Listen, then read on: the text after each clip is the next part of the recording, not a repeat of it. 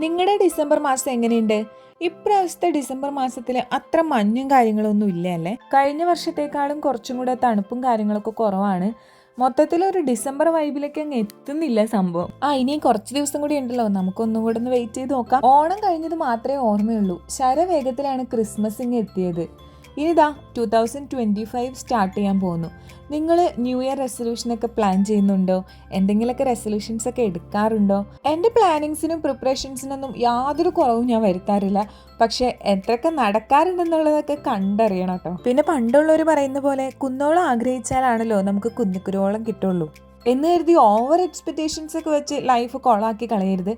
ഉള്ളതിൽ നമ്മൾ കുറച്ച് സംതൃപ്തിയൊക്കെ കണ്ടെത്താനും നോക്കണം. നമ്മുടെ ലൈഫിൽ ഓരോ ദിവസവും ഓരോ ചാപ്റ്റേഴ്സാണ്. അപ്പോൾ ആ ചാപ്റ്റർ തുടങ്ങുന്നതിന് മുൻപ് തന്നെ രാവിലത്തെ സമയം നമ്മൾ കുറച്ച് പോസിറ്റീവായിട്ട് ഇരിക്കാൻ ശ്രമിക്കാം. അപ്പോൾ എല്ലാവർക്കും ഹാവ് എ നൈസ് ഡേ.